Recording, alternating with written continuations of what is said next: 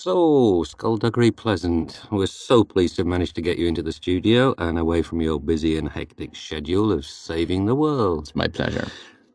Very, very pleased to meet you. Now, look, I've got loads of questions here from loads of fans. You've got a big following around the world, and they have been asking questions about you. They're dying to know so much about you, so please tell me, what's it like being a skeleton? Right, grand.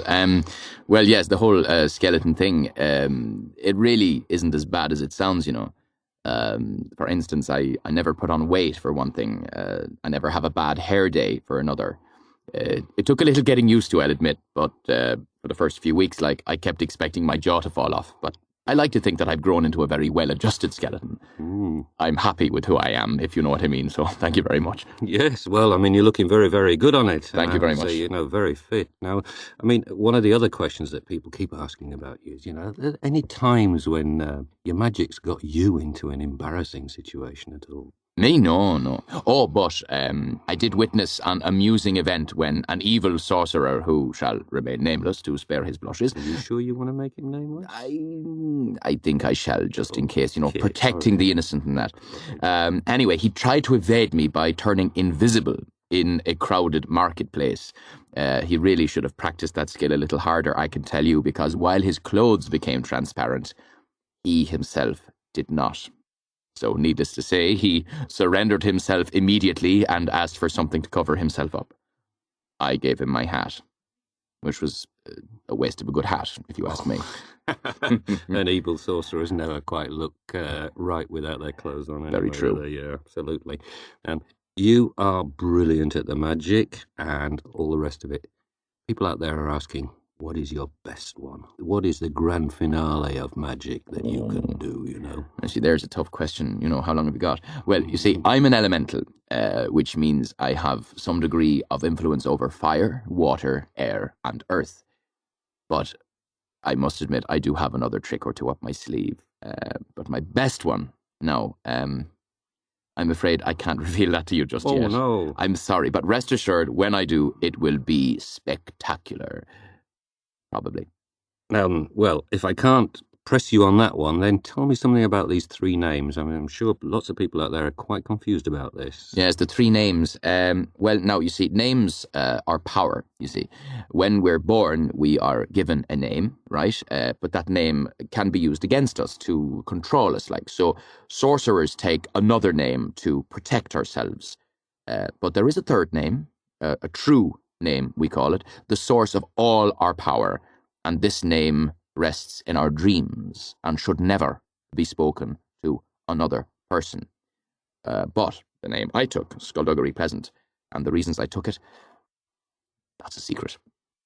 There's an awful lot of secrets going around in your life. Well, some things have to remain a secret. Well, perhaps you could tell all your fans out there what is it that actually made you become a detective. That's not a secret, is it? No, not at all. For a time I was a soldier, for lack of a better word. I fought against evil and I did my best. But when that war was over, I realized there was still a lot of fighting left to be done in the world. Listen, as a wise man once said, you've got to be one of the good guys, because there's way too many of the bad. And I guess being a detective meant that I could help the people of the world to combat the evil in the world.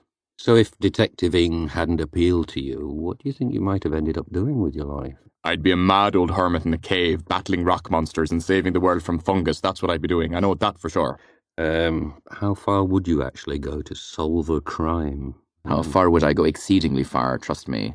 Yes, I think we've just discovered that.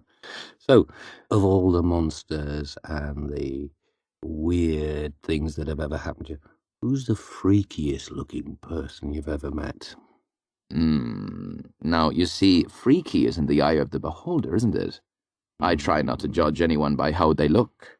After all, some people might even consider me to be freaky. Perhaps you do, but I suppose if you were to insist on an actual answer, I'd have to say I once met a gentleman who had his face on the inside. That was just odd. Really odd. It was indeed. So, obviously your fans want to know, what are the things you love, but mostly, what things do you hate? Well, hate is a very strong word, but I really hate it when people try to kill me. I think it's just inconsiderate, and it happens more often than you'd think. It can grow quite wearisome. Okay, then. Well, tell me, Skulduggery, if there was one thing in your life that you could actually change, what would that be? Now, let me ask you a question. Why would I want to change anything? Yeah, good point. Am I not perfect the way I am? Good point. Thank you. I think so too. Okay, now then, the last two questions here now. Grand, fire away. Okay. What is your most prized possession? That would be my car. It's a 1954 Bentley R-Type Continental, and it's beautiful. And so, Skulduggery, I mean, you know yourself better than anybody else in this world. I hope so. Yeah, and how would you describe yourself in 5 words? 5 words. Right.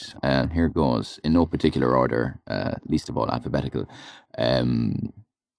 Charming, witty, lethal, brilliant, and modest. Thank you so much for being in the studio with us today. Thank you very much. We look forward to your next adventure. So do I, and I hope I survive. You- Very pleasant it will be too. Yeah.